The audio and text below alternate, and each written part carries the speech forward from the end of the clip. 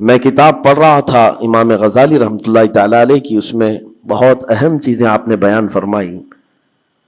اللہ کے ناراض ہونے کی نشانیاں کیا ہیں؟ بندہ کیسے پتا کرے کہ اس کا رب اب اس سے راضی ہے یا ناراض ہے؟ یہ بہت اہم چیز ہے میرے عزیزو۔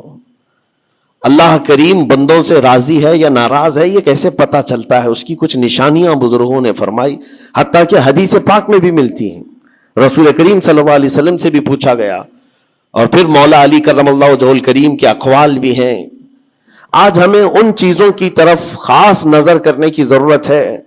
اگر وہ چیزیں پتہ چل جائے تو ہو سکتا ہے انسان اپنے آپ کی اصلاح کر لے اور اس میدان سے نکل آئے، کیونکہ غفلت میں کبھی ایسا ہوتا ہے کہ اسے لگ رہا ہے میں جو چل رہا ہوں صحیح چل رہا ہوں، سب تو ٹھیک ٹھاک ہے، لیکن بسا اوقات ایسا ہوتا ہے کہ وہ اتنے غلط راستے پر ہے کہ رب تعالیٰ کی ناراضگی اس کے ساتھ ہے۔ حدیث پاک میں اگر پوچھا گیا تو حدیث میں ایک لفظ سب سے زیادہ ہے، کئی حدیثیں ہیں۔ ابن ابی دنیا میں یہ حدیث منقول ہے، حضور پاک صلی اللہ علیہ وسلم نے فرمایا اللہ کے ناراض ہونے کی سب سے بڑی نشانی یہ ہے کہ جب تم میں سے سب سے برے لوگوں کو تم پر وہ حاکم بنا دے تو سمجھ لو کہ اللہ قوم سے ناراض ہے۔ برے لوگ، آج تو یہ تو لوگوں میں زبان زد ہو گیا ہے جملہ کہ حاکم جو ہوتے ہیں وہ گنڈے ہوتے ہیں، موالی ہوتے ہیں، جو سیاست میں جاتے حکومت کرتے ہیں وہ سب کے سب چھٹے ہوئے بدماشوں میں سے آتے ہیں۔ ایک طرح سے لوگوں میں ایک بات مشہور ہے، اور اس کو تو اب نارملی لیا جا رہا ہے۔ کوئی اچھا آدمی جاتا بھی ہے تو اس کو پوچھا جاتا ہے تجھے کیا ہو گیا کہ تو اس میدان میں آ گیا؟ حالانکہ یہ میدان اتنا بدنام ہوا ہے تو اس کو آپ نارملی نہ لیں، بلکہ رسول پاک صلی اللہ علیہ وسلم فرماتے ہیں اللہ کے ناراض ہونے کی یہ نشانی ہے۔ اور دوسری نشانی فرمایا کہ جب اللہ کریم ناراض ہوتا ہے تو بارشوں کو روک لیتا ہے، بے موسم بارش آنے لگتی ہے۔ اگر بغیر موسم کے الگ الگ انداز سے بارشیں آنے لگ جائیں تو سمجھ لو کہ رب تبارک و تعالیٰ کی غضب کی نشانی ہے اور اس کے ناراضگی کی نشانی۔ پھر تیسری چیز اسی حدیث میں یہ فرمایا گیا کہ رب تبارک و تعالیٰ لوگوں کے رزق سے برکت ختم کر دیتا ہے، اس کی ناراضگی کی یہ نشانی ہے۔ اب برکت ختم ہونے کے طریقے بہت سارے ہیں، اب اس کو میں آپ کو بتاتا ہوں، لیکن مجھے جو بات بہت اہم لگی اور دل پر لگی، مولا علی کرم اللہ وجہہ الکریم ایک بار بیٹھے ہوئے تھے، تسبیح پڑھ رہے تھے، ایک شخص آیا اور بہت بپھرا ہوا تھا، پریشان حال تھا۔ دروازہ کھٹکھٹایا، اندر آیا، مولا علی کرم اللہ وجہہ الکریم نے پوچھا کیا بات ہے، کیوں اتنا پریشان ہے؟ کہا کہ میں لٹ گیا، اتنا برباد ہو گیا ہوں، میں کیا کروں، مجھے کچھ سمجھ میں نہیں آتا۔ یہ کئی لوگوں کی زندگی میں چلتی ہوئی بات میں آپ کے سامنے رکھ رہا ہوں۔ آج سے 14 صدی پہلے یہی سیم مسئلہ لے کر کے آیا جو آج بہتوں کے ساتھ یہ چل رہا ہے۔ پوچھا آپ نے کیا ہوا ہے؟ کہا اچھا خاصا میرا بزنس چلتا تھا، اچانک رک گیا، اچھی خاصی تجارت تھی، مال بہت آتا تھا، سب اچانک بند ہو گیا۔ اب تو پوزیشن یہ، حال یہ ہے کہ جس چیز میں ہاتھ لگاتا ہوں نقصان ہی ہوتا ہے۔ اور اس نے یہ بھی کہا کہ اگر میں سونے کو بھی ہاتھ لگاؤں تو ایسا لگتا ہے مٹی بن جائے گی، ساری چیزیں ختم ہو گئی ہیں۔ وہ رویا جا رہا تھا اور کہا کہ مجھے اس کا سبب نہیں پتا ہے، کیا ہو رہا ہے کیا نہیں ہے۔ مولا علی کرم اللہ وجہہ الکریم نے ایک ہی چیز فرمایا، کہا کہ میں تیرے سبب کو پہچان لیا، یہ جو چیزیں ہو رہی ہیں تیرے ساتھ میں تیرے سبب کو پہچان لیا۔ کہا کیا ہے؟ کہا کہ رب تبارک و تعالیٰ تجھ سے ناراض ہے ان گناہوں کی وجہ سے جو تو جان بوجھ کر کنٹینیو کرتا ہے، روزانہ جاری رکھا ہوا ہے۔ میرے عزیزو، لوگوں کے ہاں آج یہ سب چیزیں ہیں، لیکن وہ اس چیز کی طرف نہیں آتے کہ کون سے گناہ ان کے ساتھ چل رہے ہیں۔ جب بندہ گناہوں پر مصر ہو جاتا ہے، اسرار کا مطلب کنٹینیو کر رہا ہے، تو یہ نشانی ہے۔ خاص طور پر مولا علی کرم اللہ وجہہ الکریم نے فرمایا کہ اس کا رب اس سے ناراض ہے، اللہ ناراض ہے، اس کو توبہ کی توفیق نہیں مل رہی ہے، اس کو باز آنے کا موقع نہیں مل رہا ہے۔ اس نے پوچھا کہ میں کیسے پتا کروں کہ کون سے گناہ چل رہے ہیں اور کن گناہوں کی وجہ سے میرے رزق کی برکت ختم ہو رہی ہے؟ حضرت مولا علی کرم اللہ وجہہ الکریم نے فرمایا کہ تجھے پتا ہے احساس کرنا ہوگا, احتساب کرنا ہوگا. کچھ چیزیں ایسی ہیں جن کو تو روز کر رہا ہے. اگر فجر کی نماز کے لیے نہیں اٹھتا ہے, نماز نہیں ہوتی ہے تیری, تو یہ تو گناہ کبیرہ ہے. گناہ کبیرہ, یہ زنا سے بڑھ کر کے گناہ ہے نماز کا ترک کرنا. تو یہ اگر تیری زندگی میں کنٹینیو جاری ہے تو گویا کہ تو حرام پر حرام, کبیرہ پر کبیرہ کرتا ہوا اس قدر اصرار کرتا جا رہا ہے, تو تیرے رزق کی برکت کہاں رہے گی؟ ختم ہو جائے گی. تیرے دل کے اندر اللہ تعالیٰ نے سختی پیدا کر دی ہے. میرے عزیزو, آج کے حالات میں اگر کوئی اس طرح کا معاملہ لے کر کے آئے, بابا کے پاس فوراً بھاگے گا کہ میرے روزی پر کسی نے بندش کر دی ہے, روک لگا دی ہے, کسی نے جادو ٹونا کر دیا ہے. اس کو اپنی فکر نہیں ہے کہ اس کے عمل کیا ہے, لیکن باباؤں کے پاس جانا ہے, کسی مولانا کے پاس جانا ہے, کسی عامل کے پاس جانا ہے. دکان میں اچھی تجارت چل رہی تھی, اچانک بند ہو گیا. اور بابا بھی یہ نہیں کہتے کہ توبہ کر لے تو صحیح ہو جائے گا, نہیں, وہ اس کے رشتہ داروں میں سے کسی نے بڑا کچھ کر دیا ہے, اس کو یہی سجیسٹ کیا جائے گا.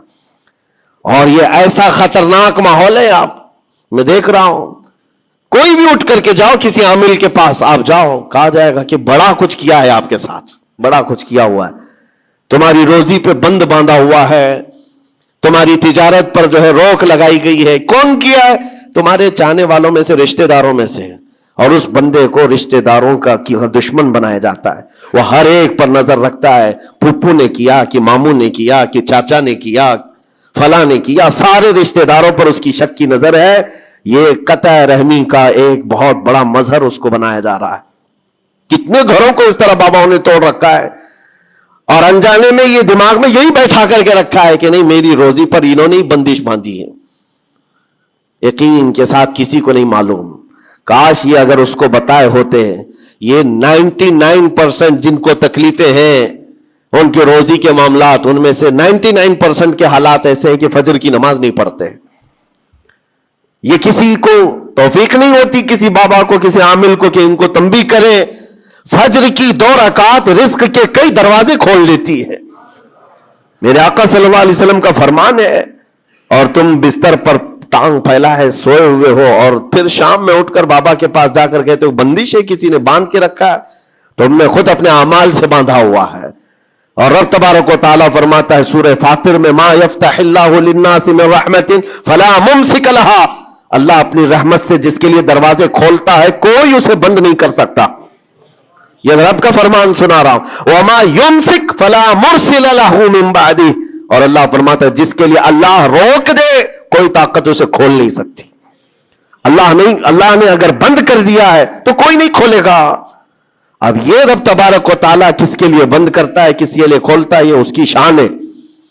لیکن ساتھ میں ایک بات اور آپ کو بتا دوں. حضرت ابو سفیان ثوری رحمۃ اللہ تعالی علیہ, حضرت سفیان ثوری کا ایک قول ہے, قسوۃ القلوب عقوبۃ للعاصی, یہ گناہ کنٹینیو جو کر رہا ہے اس کی سزا کیا ہے؟ یہ اللہ تبارک و تعالیٰ کے ناراضگی کی نشانی. سزا کیا ہے؟ کچھ لوگوں کو ایسا لگتا ہے مجھے کچھ نہیں ہو رہا ہے, میرا گھر بار سب صحیح ہے, ٹھیک ٹھاک ہے, تو فرمایا اس کی پہلی سزا تو یہ ہے عقوبۃ قسوۃ القلوب, یعنی جو کنٹینیو گناہ کرتا ہے رب تعالیٰ اس کا دل پتھر کی طرح بناتا ہے, سخت ہو جاتا ہے اس کا دل. نہ رب تبارک و تعالیٰ کے نام پر اس کی کبھی آنکھیں بھیگتی ہوئی دکھتی ہے, نہ عذاب قبر کا اسے خوف محسوس ہوتا ہے, نہ محشر کے دن کی فکر, نہ جہنم کے لپکتے ہوئے شعلوں سے اس کا دل دہلتا ہے. نہیں, دل سخت ہو گیا ہے. گناہوں پر جو بندہ کنٹینیو اصرار کرتا جاتا ہے اس کا دل سخت کر دیا جاتا ہے. یہ رب تبارک و تعالیٰ کے ناراض ہونے کی نشانی ہے, غضبناک ہونے کی نشانی ہے. اور ایک نشانی یہ فرمائی ہے, تابعین نے فرمایا کہ اگر بندے کو عبادت کرنے میں مزہ نہیں آتا تو سمجھ لو کہ رب تعالیٰ اس سے ناراض ہے, توفیق چھین لیا. نماز پڑھنے میں دل نہیں لگتا, اور اگر وہ نماز کی اذان کی آواز سن کر کے بھی لاپرواہی برتتا ہے تو فرمایا گیا یہ اس بات کی علامت ہے کہ اس کا رب اس سے راضی نہیں ہے. اور جس سے مولا راضی ہوتا ہے کڑاکے کی ٹھنڈیوں میں بھی اس کو بستر سے اٹھا کر اپنے دربار میں لاتا ہے. جس سے رب تبارک و تعالیٰ راضی ہے اس کو اپنے دربار میں لگائے رکھتا ہے. وہ رات ہو کہ دن ہو کہ صبح ہو کہ دوپہر ہو, وہ بندہ دوڑا ہوا رب تعالیٰ کے حضور پہنچ جاتا ہے. میرے عزیزو اپنی اپنی فکر کریں, ہم کس کیٹیگری میں چل رہے ہیں. کہیں ایسی زندگی نہیں گزر رہی ہے کہ ہمارا رب ہم سے راضی نہ ہو, ناراض ہو. پھر پوچھا گیا کہ اگر اللہ تبارک و تعالیٰ ناراض ہے تو پھر دولت کی ریل پیل گھر بار ساری چیزیں ہیں. فرمایا یہ بھی ایک نشانی اللہ کی ناراضگی کی کہ گناہ کنٹینیو ہونے کے باوجود اگر تمہارے مال میں کمی نہیں آ رہی ہے, روزانہ بڑھتا جا رہا ہے, تو خوف کھاؤ کہ اللہ بڑے عذاب کا تمہارے لیے تیاری فرما رہا ہے. آخرت میں تمہارا کوئی حصہ نہیں ہوگا, سب کچھ دنیا میں دے دیا جائے گا اور تمہارے لیے بڑے عذاب کی تیاری ہو رہی ہے. اگر گناہوں کی وجہ سے پکڑ نہیں ہوئی اور تمہارا مال اور یہ ساری چیزیں چل رہی ہیں تو یہ اس بات کی علامت ہے کہ بڑے عذاب کی تیاری ہے. عزیزان گرامی وقار, کوئی اس بات کے لیے خوشحال ہو کر کے نہ رہ جائے کہ میرا تو کچھ نہیں ہے, سب کچھ اچھا چل رہا ہے, گناہ بھی کر رہا ہوں, جھوٹ بھی بول رہا ہوں, نعوذ باللہ من ذالک, آنکھیں بھی بدکاری کر رہی ہیں, کچھ تو زنا میں بھی ہیں, کچھ ڈکیت میں بھی ہیں, چوری میں ہیں, پتہ نہیں کیسی کیسی بلاؤں میں مبتلا ہیں, لیکن ان کا حال یہ ہے کہ نہیں ٹھیک ہے, دولت کی ریل پیل سب اچھا خاصا ہے, مال سب کچھ فراوانی ہے. تو یہ مت سمجھنا, قرآن کہتا ہے وَلَا يَحْسَبَنَّ الَّذِينَ يَبْخَلُونَ بِمَا آتَاهُمُ اللَّهُ مِنْ فَضْلِهِ. ایک جگہ وَلَا يَحْسَبَنَّ الَّذِينَ كَفَرُوا أَنَّمَا نُمْلِي لَهُمْ خَيْرٌ لِأَنفُسِهِمْ إِنَّمَا نُمْلِي لَهُمْ لِيَزْدَادُوا إِثْمًا وَلَهُمْ عَذَابٌ مُهِينٌ. اللہ فرماتا ہے جو لوگ ہم سے دور ہو رہے ہیں وہ یہ مت سمجھیں کہ اللہ تعالیٰ کے بارگاہ میں وہ اچھا کر رہے ہیں, بلکہ رب تعالیٰ فرماتا ہے انما نملی لہم, ہم ان کو ڈھیل اس لیے دے رہے تاکہ وہ اور گناہ کر لیں, لیزدادوا اسما, اور گناہ کر لیں. پھر ایک دن اچانک دردناک ذلت والا عذاب ہوگا, ذلت والا عذاب ہوگا. قرآن پاک میں رب تعالیٰ فرماتا وَلَا تَكُونُوا كَالَّذِينَ نَسُوا اللَّهَ فَأَنسَاهُمْ أَنفُسَهُمْ, تم ان لوگوں کی طرح مت ہونا جو اللہ کو بھول گئے. جو عبادت سے دور ہوتا ہے یہ اللہ کے غضب کی نشانی ہے, اللہ اس سے ناراض ہے. اگر عبادات میں نہیں آ پا رہا ہے, نمازیں اس کی کمپلیٹ نہیں ہو رہی ہیں, تو اللہ ناراض ہے اس سے. اور قرآن میں رب تعالیٰ فرماتا ہے, یہ سورہ حشر کی آخری آیتوں میں سے ہے, مشہور آیت, وَلَا تَكُونُوا كَالَّذِينَ نَسُوا اللَّهَ, جو اللہ کو بھول گئے تھے ویسے مت بنو, ورنہ کیا ہوگا. رب فرماتا فَأَنسَاهُمْ أَنفُسَهُمْ, اللہ ان کو خود اپنے آپ کو بھلا دے گا. یعنی تمہیں ایسا بنا دیا جائے گا کہ تم کو خود یاد نہیں ہوگا تم کون ہو, بھول جاؤ گے. قیامت کے دن بھی ایسے بہت ہوں گے جن کو خود پتا نہیں ہوگا کہ کیا تھے, بلکہ مرنے کے وقت بھی کئی لوگ اپنا نام تک بھول جاتے ہیں. ان سے پوچھا جائے, اسی لیے تو کلمہ پڑھنے کی تلقین کی جاتی ہے کہ آپ وہاں بیٹھ کر کے کلمہ پڑھتے رہو, ورنہ وہ بھولتا چلا جائے گا, بھولتا چلا جائے گا. ایسی کیفیت میں آتا ہے بندہ کہ وہ خود اپنے آپ کو بھول جاتا ہے. اور رب تعالیٰ فرماتا ہے کہ جن لوگوں نے اللہ کو بھلا دیا اللہ ان کو بھلا دے گا خود کا, ان کی ذات ایسی بن جائے گی کہ وہ خود اپنے آپ کو بھول چکے ہوں گے. عزیزان گرامی وقار, جو نشانیاں بتائی گئی ہیں ان کو چن چن کر کے دیکھو, کہیں میری زندگی میں آ تو نہیں گئی ہیں. دل کا سخت ہونا یہ بہت بڑی علامت ہے. اور دل سخت ہے یہ کیسے پتا چلے؟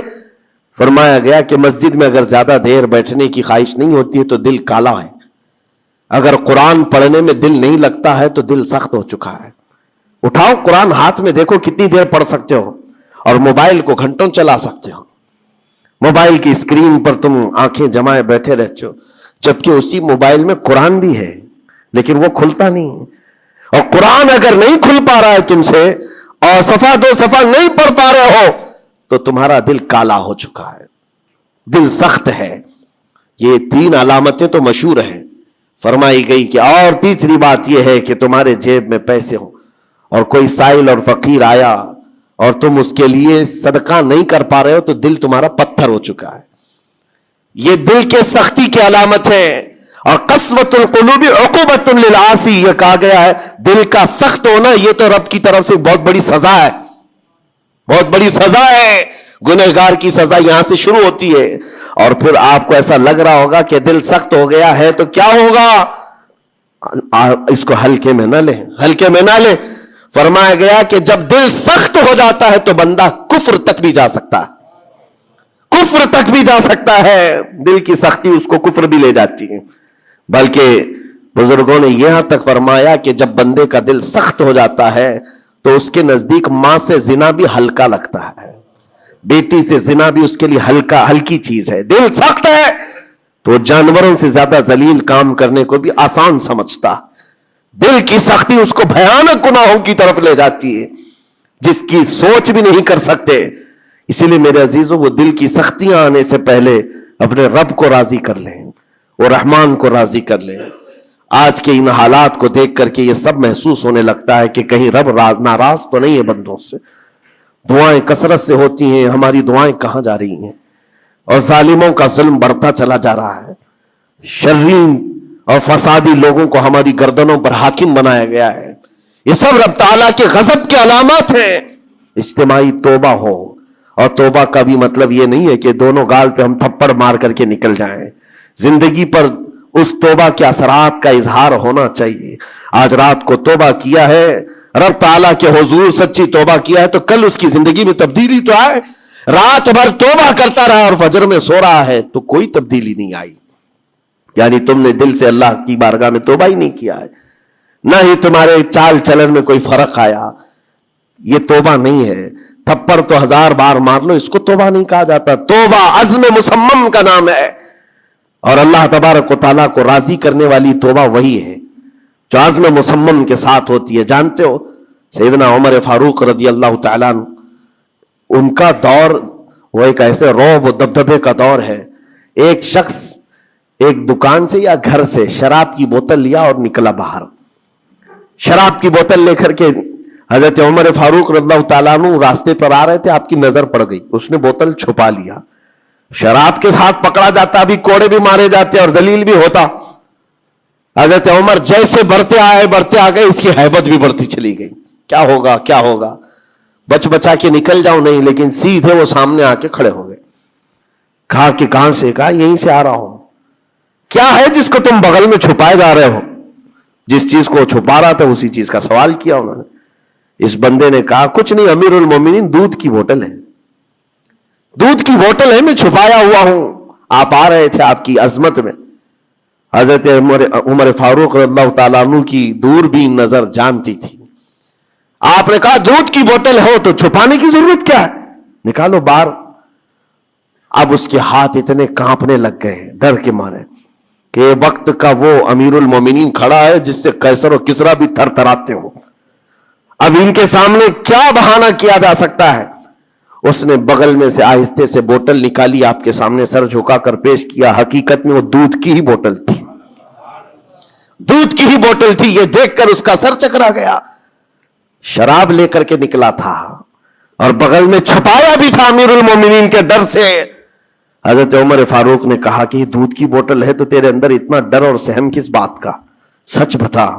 رونے لگ گیا، آپ کا دامن پکڑ کر کے کہا امیر المومنین سچ بتاؤں تو شراب کی بوتل لے کے نکلا تھا، لیکن جیسے ہی آپ پر نظر پڑی دل اتنا پسیج گیا، میں اندر سے رحمان کو پکارا، اے رب کریم آج تو عمر کے سامنے میری عزت بچا لے، کبھی ہاتھ نہ لگاؤں گا، شراب کبھی نہیں پیوں گا۔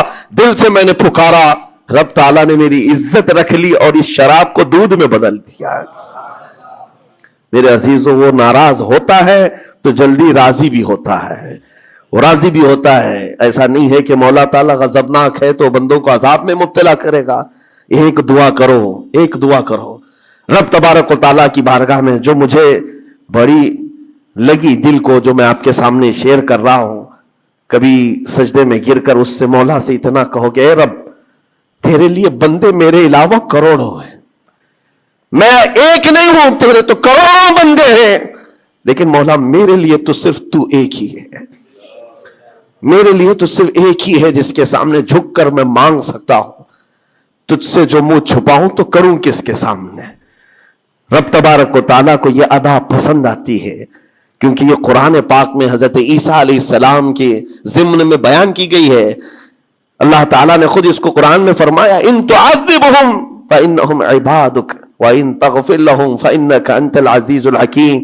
عیسیٰ علیہ السلام نے اپنے امتیوں کے لیے اللہ کی بارگاہ میں یہ التجا کی تھی، مولا اگر تو ان کو عذاب دے گا تو تیرے ہی تو بندے ہیں، تیرے ہی تو بندے ہیں، اور اگر بخش دے گا تو تو غالب حکمت والا ہے، تیرے خزانے میں کوئی کمی نہیں ہونے والی ہے۔ عزیزان گرامی وقار، جن گناہوں پر زندگی گزر رہی ہے اس سے نکل آنا ضروری ہے۔ آج یا کل موت کا فرشتہ آ جائے گا، کہیں ایسا نہ ہو کہ اسی گناہوں کے دروازے پر ہمیں دستک دی جائے، اور جو بندہ جس حال میں دنیا سے مرتا ہے پھر اسی حال میں اسے اٹھایا نہ جائے، ذلیل لوگوں میں اس کو قیامت کے دن اٹھایا نہ جائے۔ جانے کی تیاری تو ہونی چاہیے، اور جس طرح سے بھی ممکن ہو سکے توبہ کرو، اپنے اندر سے اور باہر سے صاف ہو جاؤ، اور رب تبارک و تعالیٰ کو راضی کرنے کے لیے توبہ سب سے بڑی چیز ہے، سب سے بڑی چیز ہے۔ میرا رب فرماتا ہے قرآن پاک میں، لا تقنطوا من رحمت اللہ، اللہ کی رحمت سے مایوس نہ ہو، وہ سارے گناہوں کو معاف کرے گا، بے شک اللہ غفور و رحیم ہے۔ لیکن آج جو اس کے ناراضگی کی نشانیاں ہیں اپنی زندگی میں ڈھونڈ ڈھونڈ کے نکال لو۔ اگر مجھ سے عبادت نہیں ہو رہی تو میرا رب ناراض ہے مجھ سے، میرے گھر میں تجارت پر روک لگی ہے تو میرا رب ناراض ہے، اور اگر مال و دولت کی کثرت ہے لیکن گناہ مجھ سے نہیں چھوٹ رہے ہیں تو پھر تو اللہ تعالیٰ ایک بڑے عذاب کی تیاری میں ہے۔ رب تبارک تعالیٰ ایک بڑا عذاب میرے لیے تیار رکھا ہے، بڑا عذاب میرے لیے تیار رکھا ہے، میرے ان گناہوں کی وجہ سے وہ سب کچھ مجھے دنیا میں دے رہا ہے۔ یہ ڈر کی بات ہے۔ اللہ تبارک و تعالیٰ کی بارگاہ میں دونوں چیزیں رکھے، اس کی بخشش کی امید بھی اور اس کے پکڑ کا خوف بھی، اور اس خوف اور امید کے بیچ میں جینے کا نام ایمان کی زندگی ہے۔ اللہ کریم ہم سب کو اس ایمان کی زندگی عطا فرمائے۔ رب تبارک و تعالیٰ ہم سب کو اپنے غضب سے دور رکھے، اس کی ناراضگی سے ہمیں دور رکھے۔ اللہ اے رب کریم اس وقت تک ہمیں تو دنیا سے نہ اٹھا جب تک تو ہم سے راضی نہ ہو جا۔ اے اللہ جب تک تو ہم سے راضی نہ ہو جا، اے اللہ جب تک تو ہم سے راضی نہ ہو جا۔